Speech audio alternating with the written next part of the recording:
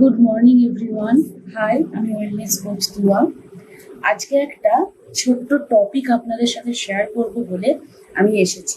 সেটা হচ্ছে যে প্রচণ্ড গরম পড়েছে ওয়েস্ট বেঙ্গলে, এবং শোনা যাচ্ছে বা আবহাওয়া দপ্তর থেকে খবর পাওয়া যাচ্ছে যে এই অত্যন্ত গরম কিন্তু প্রায় 50 ডিগ্রিও হতে পারে। প্রায় 50 ডিগ্রিও কিন্তু হতে পারে। তো সেই জন্য আমাদের কিছু কিছু বিধি, কিছু কিছু নিষেধাজ্ঞা মেনে চলতে হবে। প্রথমত হচ্ছে 12টা থেকে 4টে পর্যন্ত, দুপুর 12টা থেকে 4টে পর্যন্ত যতটা পারবেন বাড়িতে থাকার চেষ্টা করবেন, এবং যে যার কাজের জায়গাতে থাকার চেষ্টা করবেন। বাইরে না বেরোনোটাই কিন্তু সব থেকে আমাদের পক্ষে ভালো। যে যার কাজের জায়গায়, যিনি অফিসে আছেন, যিনি কোনো কারখানায় চাকরি করেন, বা যিনি বাড়িতে যিনি বিজনেস করছেন, সকলের জন্য একটু ভেতরে মানে রোদ থেকে রোদ কানেক্টেড না থেকে একটু মানে ঘেরা টোপের মধ্যে থাকার চেষ্টা করবেন দুপুর 12টা থেকে বিকেল 4টে পর্যন্ত। তারপরে রোদটা পড়ে গেলে সবাই বাইরে বেরোনোর চেষ্টা করবেন। এমনিতেই দুপুর 12টা থেকে 4টে পর্যন্ত আমরা সকলে যারা কর্মরত অফিসে থাকি, যে যার কাজে, আমরা যারা হাউস ওয়াইফ আছেন তারা বাড়িতে থাকি, একটা জিনিস চেষ্টা করবেন যে দুপুর 12টা থেকে 4টে পর্যন্ত কোথাও না গিয়ে 4টের পরে বা 12টার আগে সেই কাজটা মিটিয়ে বাড়িতে চলে আসা। এবং এর সাথে সাথে যখনই আমরা বাইরে বেরোবো, কানে এবং নাকে, কান থেকে নাক, সেটা আমাদের কিভাবে চাপা থাকবে, কান থেকে নাকটা এইভাবে, একদম কান থেকে নাক পর্যন্ত আমরা এইভাবে কিন্তু কোনো মাস্ক হোক, কোনো স্কার্ফ হোক, মেয়েদের ছেলেদেরও অনেক রকমের রুমাল পাওয়া যায়, বড় বড় রুমাল, সেগুলোকে দিয়ে আমরা কভার আপ করবো। ওকে।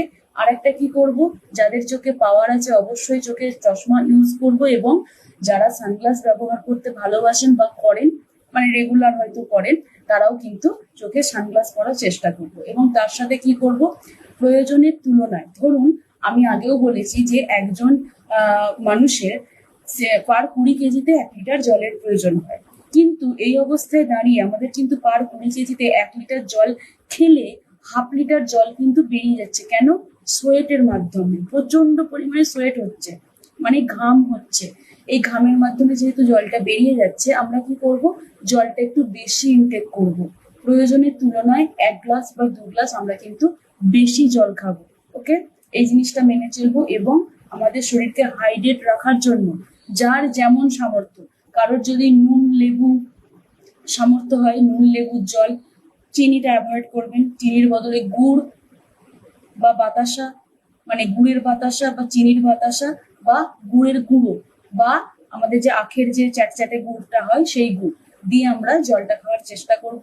যার যেরকম সামর্থ্য আমি প্রথমেই বলেছি। এবং আরেকটা জিনিস হচ্ছে, এর সাথে সাথে যার সামর্থ্য হবে, ডাবের তো প্রচুর দাম, তো সেই জন্য ভালো জিনিসের দাম আছে, যে জিনিসের কাজ আছে সেই জিনিসের দামও আছে।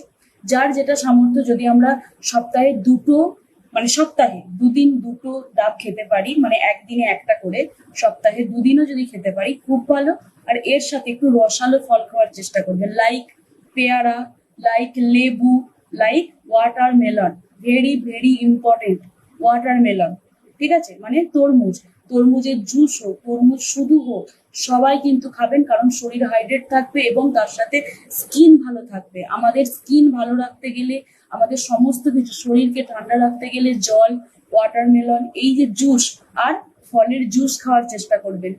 কোনো যে কোনো ফলের, আমাদের ফলের মধ্যে 70% জল থাকে, আমরা সকলেই জানি। যারা জানি না তারাও জেনে নিচ্ছি।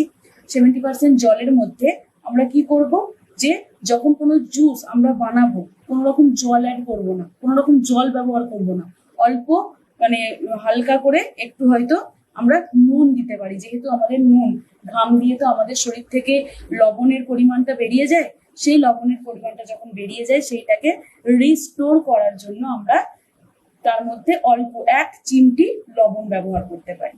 গেল, এটা গেল ফার্স্ট পার্ট।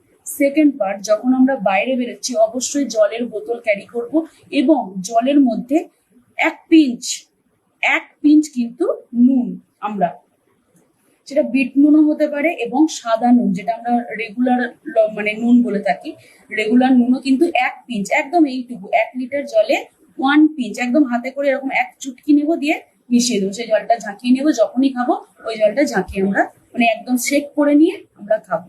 তাহলে এই কথাগুলো অবশ্যই মেনে চলুন, আশা করছি সকলের খুব ভালো হবে। আর সবাই মেনে চলুন, দেখবেন সবার শরীর ভালো থাকবে। আর একটা যেটা থার্ড স্টেপে বলবো, রোদে দাঁড়িয়ে কেউ ঘট ঘট করে জল খাবেন না। রোদে দাঁড়িয়েই কেউ ঘট ঘট করে জল খাবেন না। এবং রোদ থেকে এসেই, যে কোনো যার কাজে রোদ থেকে এসেই ঢকঢক করে দাঁড়িয়ে গ্লাসে কি যেখানে হোক খাবেন না। আর দ্বিতীয় নম্বর, ঠান্ডা জল, ফ্রিজের ঠান্ডা জল অ্যাভয়েড করুন। ফ্রিজের ঠান্ডা জল অ্যাভয়েড করুন। জল গরম হয়ে যাচ্ছে, গরম জলটাই খান। কারণ আমাদের শরীর বডি টেম্পারেচার কিন্তু প্রাকৃতিক ওয়েতে কিন্তু মিশে আছে।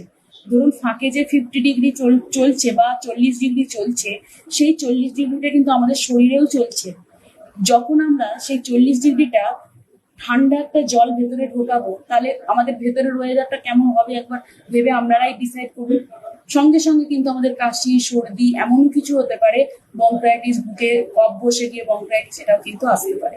তো সকলে যে নিয়মগুলো বললাম প্লিজ মেনে চলুন, সকলের ভালো হবে, সবাই ভালো থাকবেন, সুস্থ থাকবেন। টাটা।